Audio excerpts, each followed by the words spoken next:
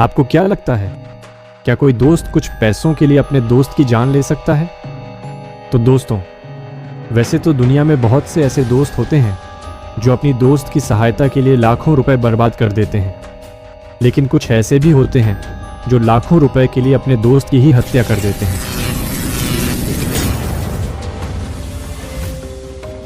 नमस्कार दोस्तों, मेरा नाम है रिंकू मौर्य और मैं आज आपको एक ऐसी घटना के बारे में बताने वाला हूं जिसमें एक दोस्त ने कुछ पैसों के लिए अपने ही दोस्त की बेरहमी से हत्या कर दी और हत्या करने के बाद लाश को छुपाने के लिए अपने ही दोस्त के 500 टुकड़े कर दिए। तो क्या है पूरा माजरा, इस वीडियो में देखते हैं। लेकिन इससे पहले अगर आपको यह वीडियो अच्छा लगे तो वीडियो को लाइक और चैनल को सब्सक्राइब ज़रूर करें। तो ये घटना है मुंबई के विरार शहर की। यहीं पर पैराडाइज सोसाइटी के फ्लैट बने हुए हैं जिनमें सैकड़ों लोग रहते हैं। एक दिन जब इस सोसाइटी में रहने वाले लोग नीचे आ जा रहे थे तभी उन्हें तेज़ बदबू आती महसूस हुई। वैसे तो ये बदबू पिछले 2 दिनों से महसूस हो रही थी, लेकिन उस दिन बदबू बहुत ज़्यादा थी। कई दिन से बदबू आने की वजह से लोग नाक बंद करके चले जाते थे। उन्हें यह पता नहीं लग रहा था कि आखिर ये बदबू आ कहाँ से रही है। सोसाइटी के गार्डों ने भी इधर उधर देखा कि कहीं कोई बिल्ली या कुत्ता तो नहीं मर गया, पर ऐसा कुछ नहीं मिला। 20 जनवरी को 11 बजे के करीब सोसाइटी के लोग इकट्ठा हुए और यह पता लगाने में जुट गए कि आखिर बदबू आ कहाँ से रही है। थोड़ी देर की कोशिश के बाद उन्हें पता चला कि बदबू और कहीं से नहीं बल्कि सेप्टिक टैंक के चैम्बर से आ रही है। किस फ्लैट की टॉयलेट का पाइप बंद है, ये पता लगाने और उसे खुलवाने के लिए सोसाइटी के लोगों ने 2 सफाई कर्मियों को बुलवाया। सफाई कर्मचारियों ने चेक करने के बाद पता लगा लिया कि सोसाइटी की सी विंग के फ्लैटों का जो पाइप सेप्टिक टैंक में आ रहा था वह बंद है। सी विंग में 7 फ्लैट थे, उन्हीं का पाइप नीचे से बंद हो गया था। पाइप बंद होना आम बात होती है जो आए दिन फ्लैटों में देखने को मिलती रहती है। सफाई कर्मियों ने जब वह पाइप खोलना शुरू किया तो उसमें मांस के टुकड़े मिले। पाइप में मांस के टुकड़े फंसे हुए थे जिनकी बदबू वहां फैल रही थी। सोसाइटी के लोगों को ये बात समझ नहीं आ रही थी कि किसी ने मांस डस्टबिन में फेंकने के बजाय फ्लैट में क्यों डाला। जब पाइप में मांस ज़्यादा मात्रा में निकलने लगा तो सफाई कर्मियों के अलावा सोसाइटी के लोगों को भी आश्चर्य हुआ। शक होने पर सोसाइटी के एक व्यक्ति ने पुलिस को फ़ोन कर इसकी जानकारी दे दी। सूचना मिलने पर अरनाला थाने के इंस्पेक्टर सुनील माने पैराडाइज सोसाइटी पहुंच गए। पाइप में फंसा मांस देखकर उन्हें भी आश्चर्य हुआ। उसी दौरान उन्हें उस मांस में इंसान के हाथ की 3 उंगलियां दिखीं। उंगलियां देखते ही उन्हें माजरा समझते देर नहीं लगी। वह समझ गए कि किसी ने कत्ल करके लाश के छोटे छोटे टुकड़े करके इस तरह ठिकाने लगाने की कोशिश की है। जल्दी ही यह बात पूरी सोसाइटी में फैल गई। मामला सनसनीखेज था, इसलिए इंस्पेक्टर माने ने फ़ोन द्वारा इसकी सूचना पालघर के एसपी गौरव सिंह और डीवाईएसपी जयंत बजबले के अलावा अपने थाने के सीनियर इंस्पेक्टर घनश्याम आढ़ाव को दे दी। पुलिस कंट्रोल रूम में यह सूचना प्रसारित होने के बाद क्राइम ब्रांच की टीम भी मौके पर पहुंच गई। पुलिस ने मांस के समस्त टुकड़े अपने कब्जे में लिए। पुलिस की समझ में यह बात नहीं आ रही थी कि जिसकी हत्या की गई है वह इसी सोसाइटी का रहने वाला था या फिर कहीं बाहर का। जिस पाइप में मांस के टुकड़े फंसे मिले थे वह पाइप सी विंग के फ्लैटों का था। इससे यह बात साफ हो गई थी कि कत्ल इस विंग के ही किसी फ्लैट में किया गया है। सी विंग में 7 फ्लैट थे। पुलिस ने उन फ्लैटों को चारों ओर से घेर लिया ताकि कोई भी वहां से पुलिस की मर्जी के बिना कहीं न जा सके। फॉरेंसिक एक्सपर्ट की टीम भी बुला ली गई थी। वरिष्ठ पुलिस अधिकारियों की मौजूदगी में पुलिस ने उन सभी फ्लैटों की तलाशी शुरू कर दी।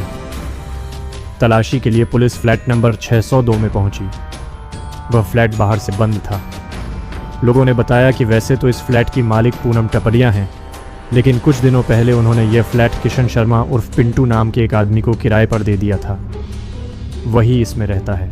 किशन शर्मा उस समय वहां मौजूद नहीं था, इसलिए सोसाइटी के लोगों की मौजूदगी में पुलिस ने उस फ्लैट का ताला तोड़कर तलाशी ली। तलाशी लेने पर वहां इंसान की कुछ हड्डियां मिली। इससे इस बात की पुष्टि हो गई कि कत्ल इसी फ्लैट में किया गया था। कत्ल किसका किया गया था यह जानकारी किशन शर्मा से पूछताछ के बाद ही मिल सकती थी। पुलिस ने मांस के टुकड़े, हड्डियां आदि अपने कब्जे में ली। थोड़ी कोशिश करने के बाद पुलिस को किशन शर्मा उर्फ पिंटू का फ़ोन नंबर भी मिल गया था। वह कहीं फरार न हो जाए, इसलिए पुलिस ने बड़े रेलवे स्टेशनों, बस अड्डे व हवाई अड्डे पर भी पुलिस टीमें भेज दी। इसके अलावा सीनियर पुलिस इंस्पेक्टर घनश्याम अढ़ाव ने किशन शर्मा का मोबाइल नंबर मिलाया। इत्तेफाक से उसका नंबर मिल गया।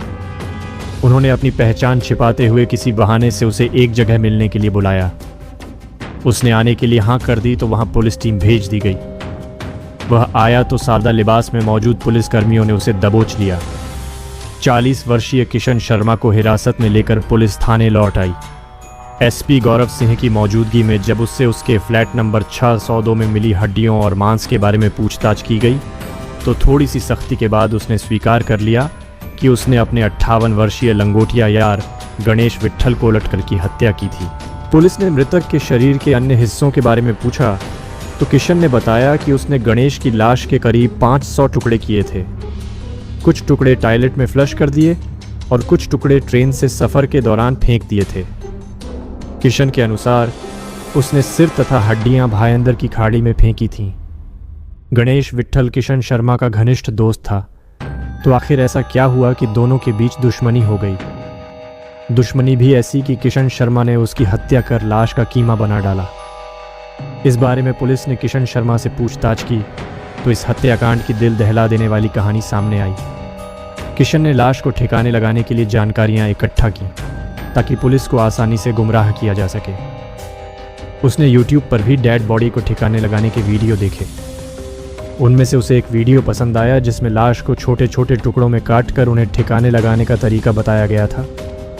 यह तरीका उसे आसान भी लगा क्योंकि वह मानव शरीर रचना एवं क्रिया विज्ञान की पढ़ाई कर चुका था। इसके लिए तेज धार के चाकू की ज़रूरत थी।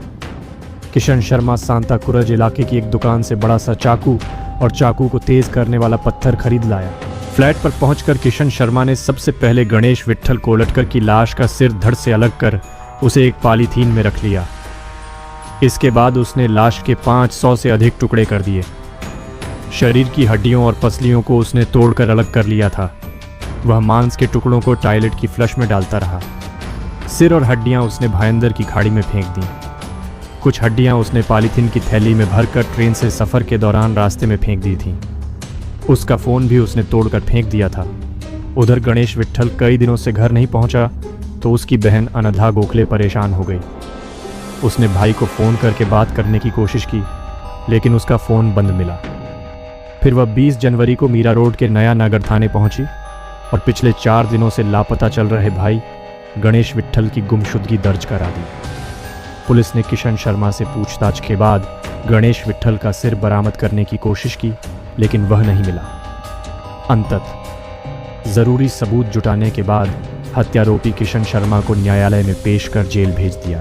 तो चलिए अब इस वीडियो को यहीं पर ख़त्म करते हैं और मिलते हैं किसी नई घटना के साथ। तब तक के लिए धन्यवाद।